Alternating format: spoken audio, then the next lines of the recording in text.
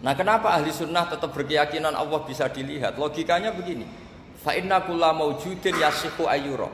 Allah itu zat senyata-nyata wujud dan punya eksistensi. Di mana-mana sesuatu yang wujud itu layak untuk bisa dilihat. Lalu pertanyaannya gini, kenapa kita tidak bisa melihat sekarang kok nunggu di akhirat? Karena mata kita sekarang itu profan, fana. Sementara kita setelah di surga, tubuh kita didesain abadi. Ya, saya ulang lagi ya, setelah kita di surga, semua fisik kita ini didesain abadi. Tentu karena desainnya sudah abadi, layak melihat zat yang abadi. Tapi pertanyaannya, kenapa tidak bisa ikhatoh, tidak bisa melihat sampai faham, la tudrikul absar? Karena abadi kita itu diabadikan. Sebagaimana surga abadinya diabadikan, neraka ya diabadikan. Sementara Allah abadi dengan dirinya sendiri, yaitu Al-Qayyum, atau dalam bahasa ngajinya qiyamuhu binafsi. Nah, lalu pertanyaan, makanya Mu'tazilah itu menentang betul kalau orang di surga bisa melihat Allah. Cara berpikir Mu'tazilah, melihat itu artinya yang dilihat ada arahnya, sementara Allah terbebas dari arah. Tapi kata ahli sunnah, cara berpikir tidak seperti itu. Melihat itu pokoknya tahu. Nah, tahu karena mata itu karena kita ditakdir tahu itu karena mata. Sebetulnya yang menjadikan tahu itu tidak mata. Ya kalau tahu ya tahu saja, bukan harus pakai mata. Itu cara berpikir ahli sunnah wal jamaah. Jadi sabri ya bocoran. Kenapa mazhab ahli sunnah itu yang dipilih oleh banyak mayoritas di dunia, jumhur itu. Ahli sunnah itu dianggap pikirannya lebih orisinal. Misalnya ahli sunnah kalau ditanya, kenapa kamu melihat? Ya melihat saja. Kenapa kamu mendengar? Ya mendengar saja. Kesannya itu tidak rasional, kayak orang yang nggak pinter itu. Tapi sebetulnya itu yang benar. Jadi cara berpikir ahli sunnah itu melihat itu menjadi tahu.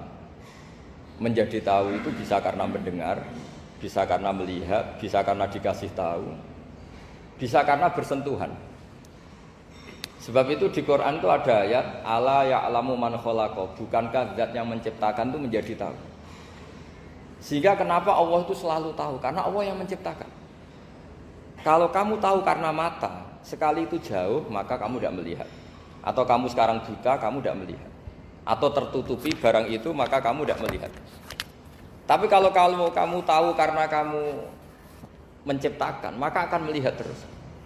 Misalnya saya ini tukang batu. Saya ingat betul ketika saya bangun Monas, itu polpen saya tak tanam di dalam Monas. Saya ingat betul kalau polpen saya warnanya putih, tak tanam di Monas 2 meter dari pondasi. Setelah saya pulang ke Jogja ditanya, di dalam Monas ada apa? Ada polpen, posisinya 2 meter dari pondasi. Kenapa saya tahu? Karena saya yang menciptakan. Nah, karena menciptakan ini sehingga tahu saya akan terus menerus. Tapi kalau tahu karena mata, sekali barang itu tertutupi, nggak tahu. Misalnya saya tahu jenengan karena dekat sekali jenengan kemana-mana saya sudah tidak tahu. Tapi kalau saya menaruh sesuatu di tubuh Anda, sehingga kamu kemana-mana tetap tahu bahwa barang itu ada di tubuh. Nanti kalau ada yang protes, tapi bisa saja Gus barang itu dicuri orang kemudian Anda tidak tahu.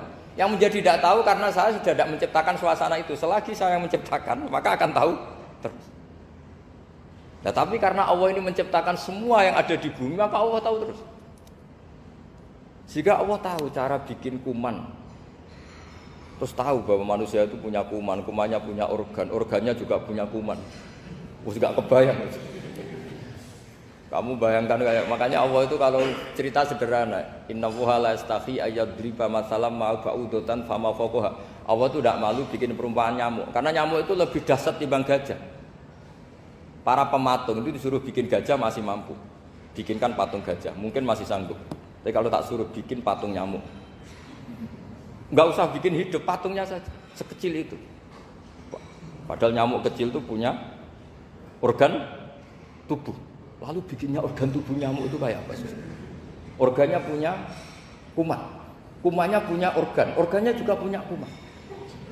Sehingga orang-orang alim itu baca nyamuk itu lebih jadi ayat Allah ketimbang melihat dinosaurus. Tapi sekarang orang itu nggak tertarik ceritanya. Jadi beda perasaannya orang alim sama orang awam. Kalau orang awam tuh melihat mukjizat kan yang dasar-dasar kayak dinosaurus, gajah, wow gitu. Kalau orang alim nggak, malah melihat